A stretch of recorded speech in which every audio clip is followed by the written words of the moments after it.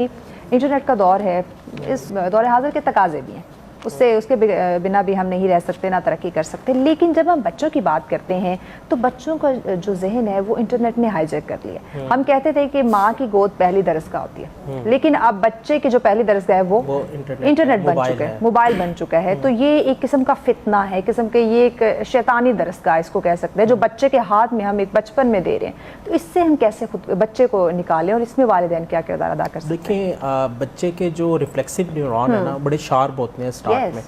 बच्चा जो देखता है वही डिमांड करता है। बिल्कुल ऐसे। अब अगर घर में आप मोबाइल फ़ोन सब लोग यूज़ कर रहे हैं तो आप कैसे ये एक्सपेक्ट करते हैं कि बच्चा नहीं करेगा? ये तो पहला पॉइंट आ रहा है। दूसरा पॉइंट कि अगर बच्चे को आपने मोबाइल देना है तो उसके लिए एक लर्निंग पैटर्न बनाए। ठीक है। ऐसी गेम्स हैं जो बच्चे के माइंड लेवल को डेवलप करती हैं। ठीक है। ऐसी एप्लीकेशंस हैं जिनसे बच्चे की कॉग्निटिव ग्रोथ होती है, जी हो सकती है। अब ये सारी चीज़ें जो है रिसर्च से हैं कि आप इसको कितना सीखते हैं। ठीक है। ठीक है, आप अगर सीखे बगैर बच्चे के हाथ में मोबाइल पकड़ा देंगे तो वो एक बंदूक है, गन है।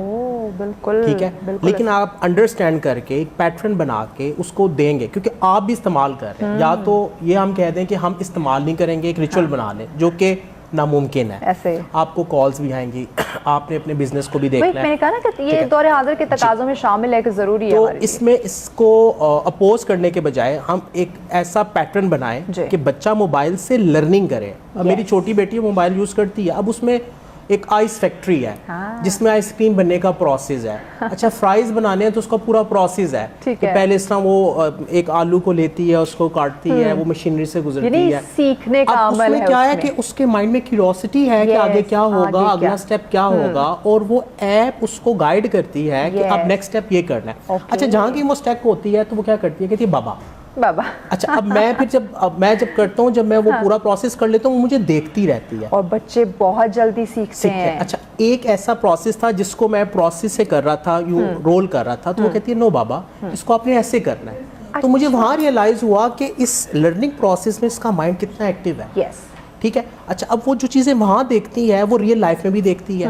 अच्छा, रियल लाइफ में जैसे देखती है तो आइडेंटिफाई कर लेती है। जैसे कल हम लोग जा रहे तो एक बाइक पे एक साहब जा रहे थे, उन्होंने पीछे कॉटन रखा हुआ था जिसमें फ्राइज थे, चिप्स थे। अच्छा। तो उसने एकदम ना, अब उसके माइंड में वो रिकॉल हुआ तो उसने एकदम शोर डाल दिया। सो बच्चे के लर्निंग पैटर्न को आप डेवलप करें अवेयरनेस के लेवल पे जाके। आप मोबाइल का हाथ मानी कर सकते, माँ बाप ही कर जिम्मेदारी है, आपको टाइम देना पड़ता है। लाइक कि मुझे सम टाइम 2-2 3-3 घंटे अपनी बेटी को इस वजह से देने पड़ते हैं। 8 साल हैं बच्चे के, बहुत जरूरी है, बहुत जरूरी है, क्योंकि उसकी प्रोग्रामिंग हो रही है, उसकी कॉग्निटिव ग्रोथ हो रही है। और अगर उसमें आपने उसके हाथ में गन दे दी और वो तो फिर नेगेटिव जाएगी। बिल्कुल। तो उसे नहीं पता ना कब इस गन को चलाना है। हाँ, पॉजिटिव यूज आपने बताना है।